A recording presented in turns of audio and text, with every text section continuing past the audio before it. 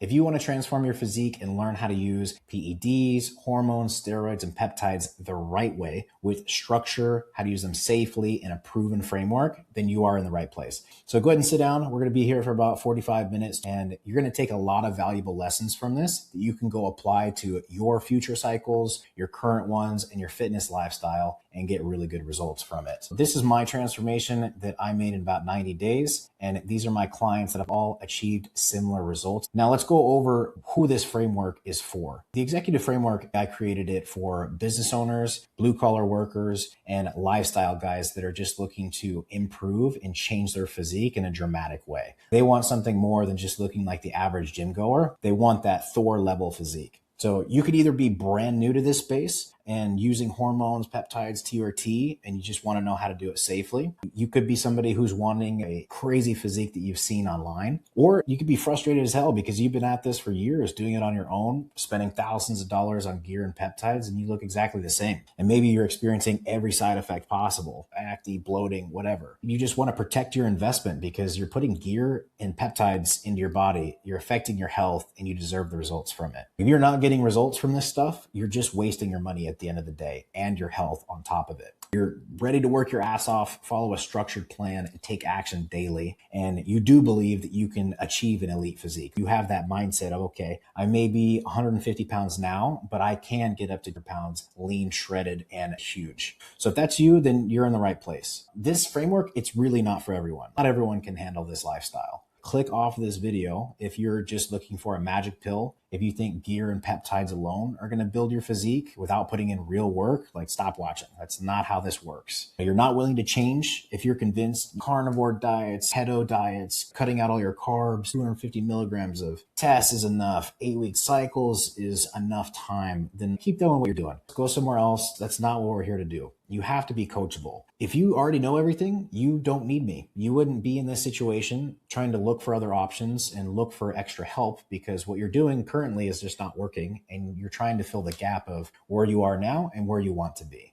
And the other thing is if you're broke, if you're spending your last dollar on gear, you got to fix your finances first. This requires an investment. A lot of my clients are 25 to 35 and older. They've figured out money already and they're ready to invest in themselves because you're going to be investing into compounds, blood work, nutrition, and coaching. So if money's the problem, go solve that first and then come back. And if you don't believe that this is possible, if you think your genetics are a limiting factor, that is a limiting belief in your mind that yes, it is. And you're probably right. If you're still here, good, because I'm about to show you exactly why most people are not getting results from peptides or PEDs in general. The mainstream advice about steroids, training, nutrition, and peptide, it's all shit. Like it does not work and it's literally setting you up to fail. And there's a reason for that. Bodybuilders, IG influencers, peptide clinics, they all withhold the truth because they are trying to make money. They are trying to sell stuff on the front end, like TRT prescriptions, peptides. If they're an affiliate, they're trying to sell powders, pills, supplements, whatever. Or you got influencer egos, people like, Simeon Panda, Michael Hearn saying, I've never taken steroids before in my life. Like, all right, guy, let's come back to reality a little bit. Or brand deals. That's another thing. This is something less that we see nowadays. 10 years ago, it was pretty taboo to be talking about what you were taking, TRT prescriptions, what doctor you're going to. All that stuff was not really talked about. There are brands taking people out left and right, but the most popular clothing brands would start to cut clients because they didn't want to associate their brand with PED usage. So really, you got fed lies like you only need 200 milligrams of test, eat high-fat carnivore diets, don't eat carbs,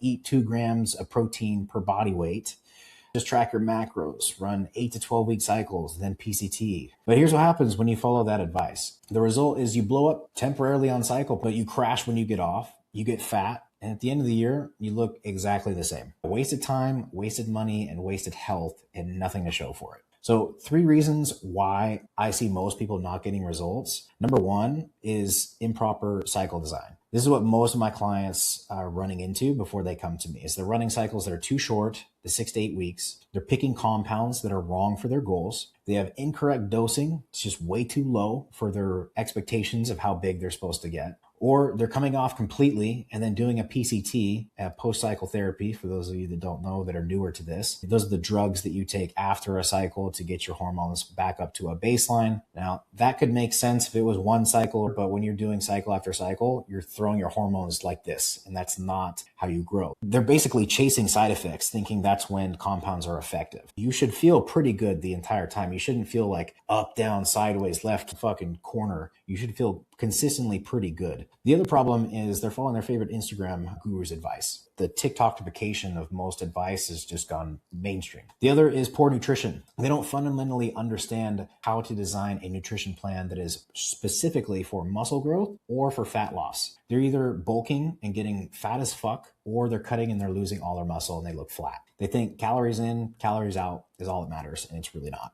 And the ineffective training is problem number 3. They're training without proper intensity, with no progression. They're doing the same workouts, the same exercises, and the same weights for months and years. So they go to the gym, they get a pump, they leave, they think, I got a good workout in today, but they never get stronger. They're not building dense muscle tissue, and they don't have a system to track their progress. At the end of the day, this is about inputs to get outputs. So this leads to really disappointing results and some limiting beliefs that you really need to overcome at the very beginning. Is the whole I don't have a time. That is not true. This is my client Cody here. He has a blue-collar job, 50-hour work weeks in construction. He's got a wife, kids. He's still transformed in 6 months. Went from 143 to 163. You don't need more time. You just need more efficiency and the right framework to utilize all the tools that you have available. Because this is dense tissue. This is not just blowing up on a cycle and gaining a bunch of water weight. You could tell that these two pictures right here, he's got actual tissue gained. The other one is, what if it doesn't work for me? This one is about taking ownership of your current situation, because every system will work. You just have to stay accountable and follow it to a T for a long period of time to hit your goal. That is the truth. You're never going to fully commit to any protocol. You just keep making exceptions and excuses, and you basically guarantee it's not going to work if you believe this limiting belief of what if it doesn't work for me. You need to take ownership of your current situation. Another thing is like that I've tried coaching before, and the reality is, yes, there are some good coaches and there are some bad coaches. Cody here, he worked with a few coaches previously before coming to me, went from 185 to 205. As you can tell, this is a serious amount of muscle gain on his back. And his last coach had him on baby doses and would send him cookie cutter protocols from ChatGPT, leaving quotes and stuff and whatnot, the M dashes. You could tell that it was just made with AI and sent over. He had no idea how to manage the side effects efficiently, no personalization, accountability, and no strategy for his body. When we gave him a real plan and forced consistency, his results really started to shine. And the other one is my genetics suck. I am 5'6" on a good day. I'm like 5'5" without shoes. So I have a short torso, average genetics. If I could do this, you can too.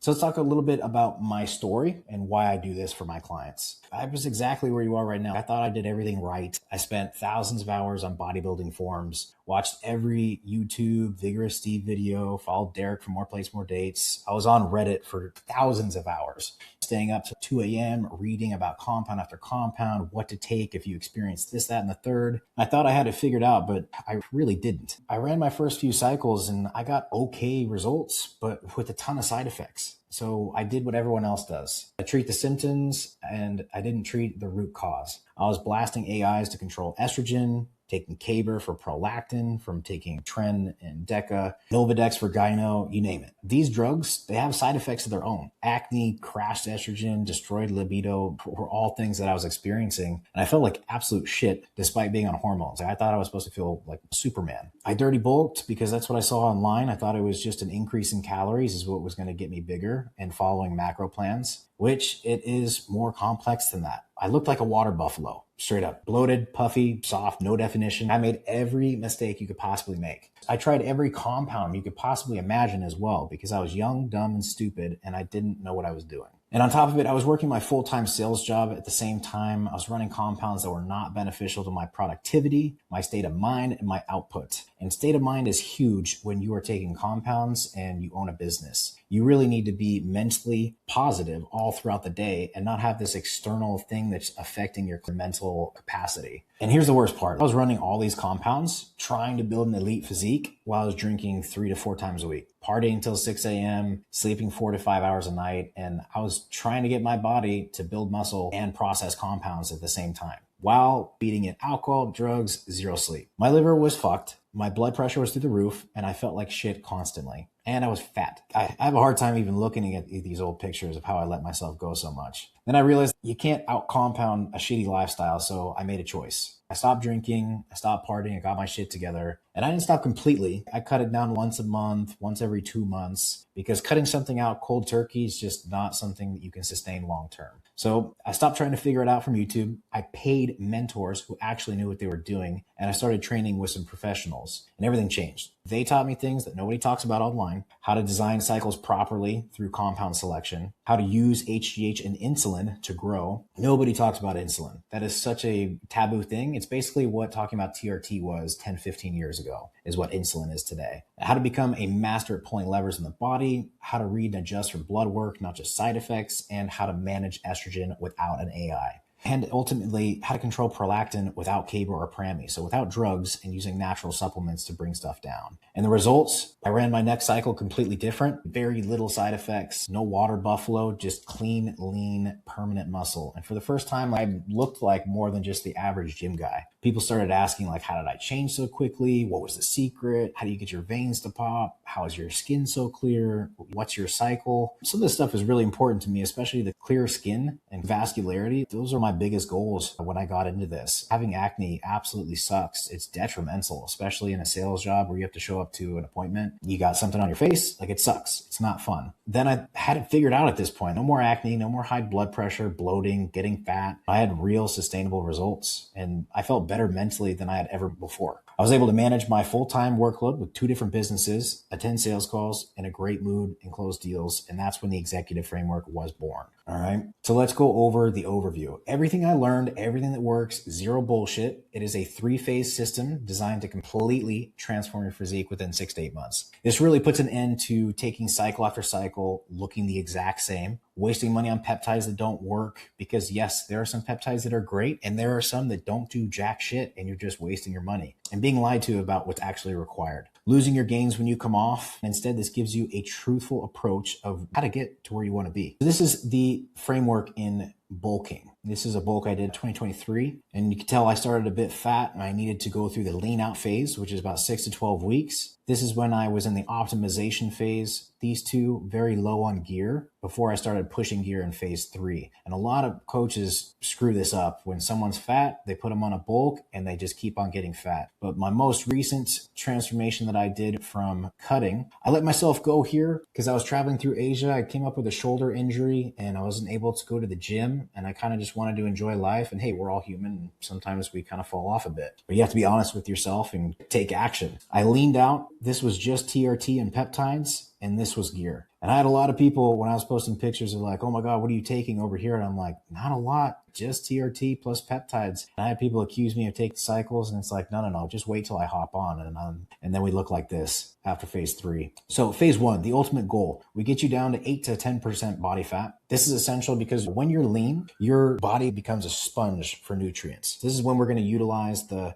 GLP-1 compounds to make the fat loss really easy, so you're not having that hunger throughout the entire time, and use fat uncoupler compounds as well. This is when your insulin sensitivity improves. Everything improves in terms of nutrient partitioning. You build muscle better, you get fewer side effects. Everything is better when you are lean. This is what I was taking in that phase 1 was test sip 220 milligrams. I split it between 3 times weekly. Retta was on 2 milligrams, split between 2 times weekly. Melanotan 2 and BPC and TB daily. Now in phase 2, the optimization phase, this is where we dial in your hormones and your health markers. We're cruising on a moderate dose of test, run blood work, make sure everything's in range. And then we start throwing in some peptides based off of your specific goals. So either recovery, sleep, fat loss, muscle building, needing to cut down. This phase primes your body for phase 3 when we start pushing. So I increased test about 250 milligrams, still kept it on 3 times weekly. And then Retta 3 milligrams split between 2 times weekly. Same with MT2 and BPC. Now for phase 3, when we start pushing, we increase the compounds to realistic doses. We're starting to add in the growth hormone focused stuff or HGH depending on our goals. The combination of hormones, peptides, increased food, and training is all going to result in permanent muscle gain. You're going to see stuff change week to week, veins, muscle fullness like you've never had before. And here we increased it to 600 milligrams, split 3 times weekly. EQ 600 milligrams, also split 3 times. Mast E 400 milligrams, split 3 times. Anavar 20 milligrams pre-workout. HGH 5 IU daily before bed. And then Retta was about 4 to 5 milligrams, depending week by week, 2 times weekly. And then I kept in the BPC.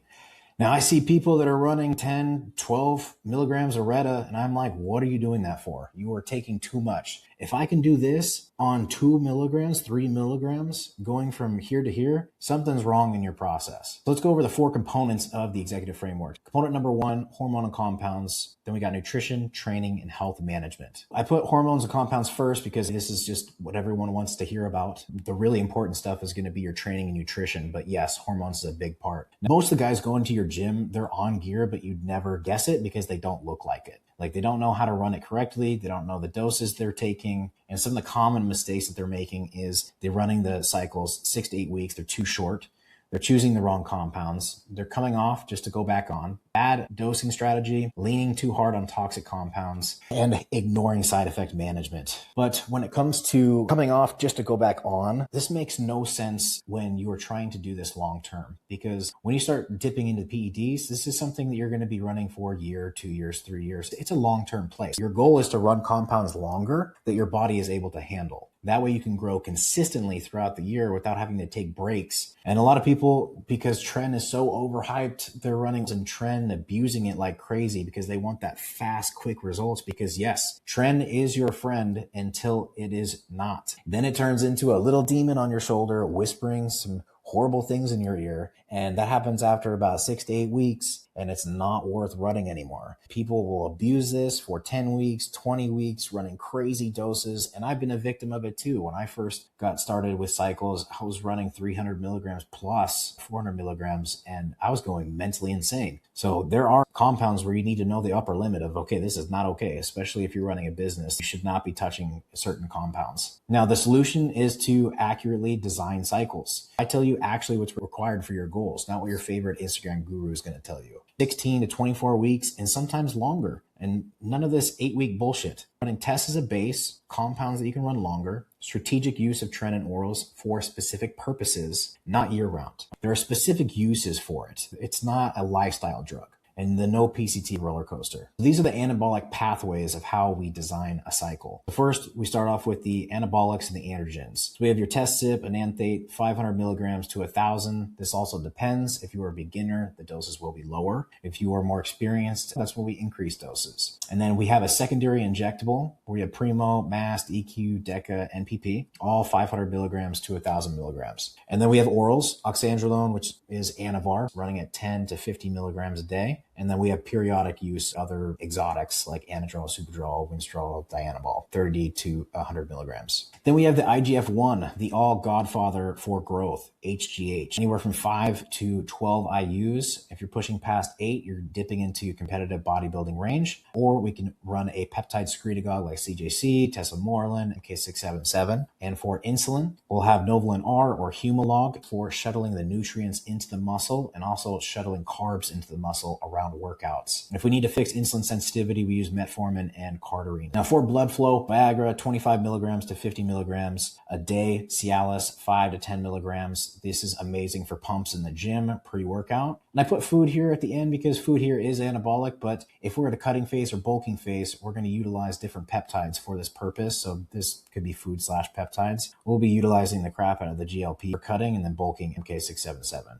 All right. So let's go over to component 2, nutrition. Some of the most common mistakes that I see when people are bulking is they're starting too high at a body fat percentage. If you are above 15% body fat, you need to cut down to 10% or 12% and then start your bulk. Because when you are fat, everything is worse. You start converting testosterone to estrogen at a higher rate. So you have more chance of getting gyno, acne, high estrogen. It's just bad. And on top of it, all the excess calories that you're starting to shovel, your body is storing it as fat. It's not storing it as muscle. Eating everything in sight with no structure. They think just because being in a calorie surplus is going to get them bigger. This is what I fell into of thinking, okay, it's just calories in, calories out. Let me just get in all the calories.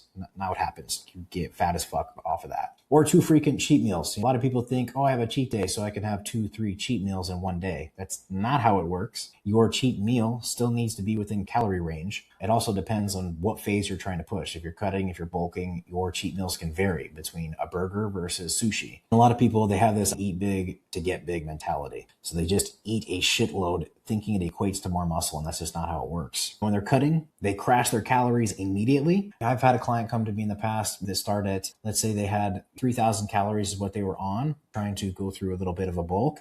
And then they hop into a cut and their coach put them on 2,000 calories immediately, just crash their diet, or 1,900 calories. That's going to crash your hormones if you are not on something. You're going to feel like dog shit. You're going to be hungry as hell. And that's just not sustainable long term. You're going to end up binging, and that's how you get fat. You'll go through it for about 4 weeks, and then your body's just going to be like, no, I just want food. Or they eliminate carbs completely. They hop into a cut and they go from consistently eating carbs in a bulk for 2-3 months, and they cut carbs out completely. That's how you feel like shit. You have no energy. Your brain fog is going to increase considerably. You're not going to be able to function at a high level. And a lot of people, they're losing muscle instead of fat when they're going through a cutting phase. They don't have enough protein in their diet. Their training is trash, and their deficit is pretty significant. And they didn't slowly get there. They took themselves from the 3,000 calories down to the 2,000 calories, which is just too much. So the solution is really going to be food selection. We have protein sources. We're going to be eating a lot of lean meats and moderate meats. And then we have for our carb sources, simple and complex. Simple are around workouts, complex, so you can eat those at any time of the day. And for fat sources, we're really trying to stay away from saturated, from the butter, the cheese, the bacon. That's just not beneficial to your diet. Avocado, olive oil, nuts, and peanut butter, all good that we have in our diets, but never Skippy peanut butter. I see people eating Skippy and it's dog shit for you. And look at the nutrition label. You need to pick a peanut butter where you can look at the back of the label and it says a peanut. And for supplements, the only stuff that we really focus on is protein powders. We have whey any time of the day, casein PM before bed for that slow digesting protein. And we have BCAAs and EAAs, intra-workout and daily hydration. And for carb powders that we use around workouts, we have maltodextrin and dextrose. Mass gainers, completely out the window. Don't use them. They're filled with dog shit. For meal frequency and timing, this is an essential part of bodybuilding. Your meals need to be spaced out every 2 to 3 hours, and that really is for 2 reasons. You are going to increase your ability for muscle protein synthesis throughout the day by spreading your meals out, and then also allow for proper digestion so that one meal clears, your body's digested it, and it's ready to absorb more nutrients by the next meal. The reality is no serious bodybuilder, anybody like worth noting on Instagram, seeing crazy physiques at the gym, they're not eating less than 3 times a day. So for Christian, we had him on 170 grams of protein. We had 56 grams of fat and 26 grams of carbs, and his calories are around 3,000. And this is how we brought him up from 143 up to 163. Now, some parts of the plan, we had him increase the calories. Some parts we had it decrease, just kind of depending. And that's what you have to do at the end of the day. Now, for number 3, training component, common mistakes that I see is the no variation in rep ranges. Like they've been doing the same 6 to 12 rep range thing that they learned in high school and they just kept on doing it, or the guys at the gym told them that. Very rarely do I catch a workout with somebody where they're actually big and they're doing the same 6 to 12 rep range. Most of them have drop sets, they have supersets, they have some intensity. By the end of the workout, you're like, I can't move my arms or I can't move my legs. That is where you need to be training at. None of this like 6 to 10 heavyweight stuff where you may get a pump, you may feel good. No, you need to feel like you're dead by the end of the workout. Or they don't have high volume. Volume is one of the primary drivers of hypertrophy. This is one of the biggest things is you need to be able to have days where you have tons of volume work, where you're picking a moderate weight, doing 15 reps, those consistent reps where they are quality, but you're just exhausting the muscle. That's really going to build something instead of just having your like 6 heavy sets. And I see a lot of people depending on machines way too much. You need to have the basic barbell movements for bench, squat, deadlift, overhead press, and whatnot. You need to have those because it builds the stabilizer muscles in your body. I've seen people that train machines only, and then they go to bench and their fucking hands are shaking like crazy because they don't have the stabilizer muscles, and that's not optimal.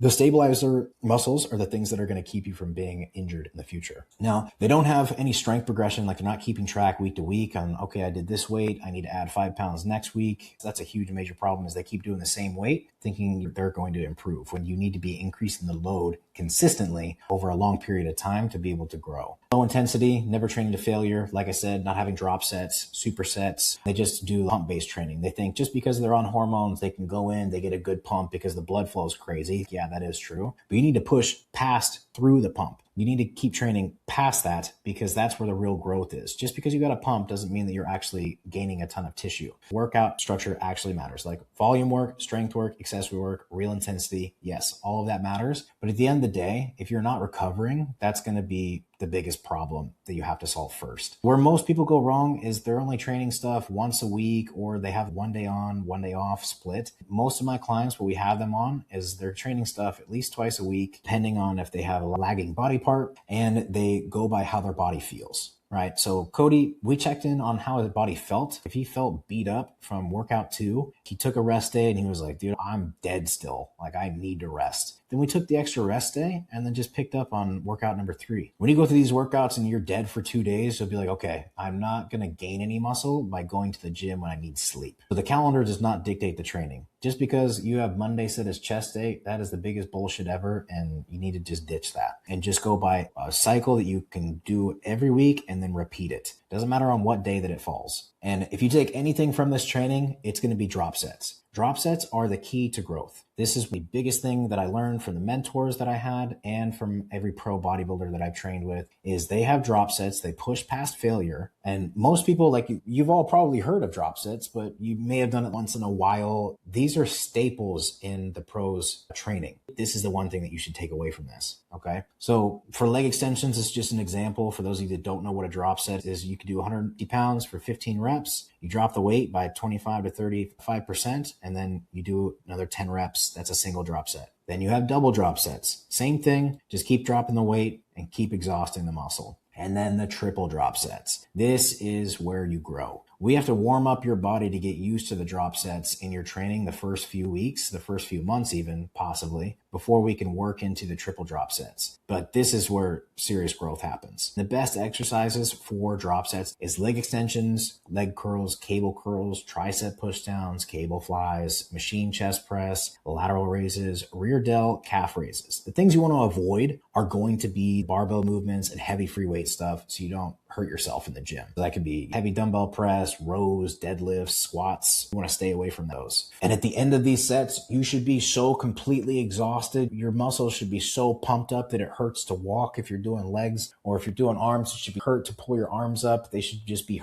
hurting. That is the level of intensity you get from drop sets, and that's where the growth lies. We have the last component for health management. And some of the most common mistakes that I see is waiting until something feels wrong to run blood work. So by the time you feel the problem, the damage is already done. Blood work, it's more of a monitoring system to keep things from going wrong in the first place. Or just blasting AIs to crash estrogen. Like they heard from some TikTok or some Instagram reel to go ahead and take an AI every day when running just testosterone. Yeah, have fun with crashed estrogen, buddy. That's not a good time. Most people do not need AIs when they're just running tests. But running Caber, Nova, or Raloxifene just in case, that's another thing that I see constantly is people will just run these compounds just because they read it somewhere that, oh, it's a good idea just because I'm taking Eka or just because I'm taking Tren that I should already be taking Caber. And it's a dopamine agonist. These are not things to fuck around with. You only want to deploy it when you absolutely have to. And they have a cabinet full of drugs to manage other drugs. And that's something that you want to stay away from. The solution is to manage estrogen through compound selection. So while you're taking tests, you have to have a proper ratio to how much Primo or EQ that you're using. We want to keep body fat around 8 to 10%. We really want to keep that down so you're not aromatizing your testosterone into estrogen so much. You want to manage your prolactin without using the dopamine agonist drugs like Caber or Prami. If we're running Nandrolone or Tren, we need to make sure that everything is in range or keep the doses lower so everything is manageable. Blood work every 8 to 12 weeks, and then using drugs only when blood work indicates a need. We really want to monitor stuff before it happens, but if we can't, we know what to address it with and how to use it. Now, when it comes to blood work, most doctors, they freak out over AST and ALT markers because they spike with heavy training. If you don't drink alcohol, these numbers could be raised because of your training intensity. If you drink alcohol, these numbers can also be raised. Now, that is not the confirmation test of is something actually happening with your liver. That is called a GGT test. And we're going to go over that here in a second. Another thing is creatinine. This is always going to be high in an athlete. Cystatin C is the confirmation test to really see if something is wrong. And TSH measures demand on the thyroid, not the delivery. So a normal TSH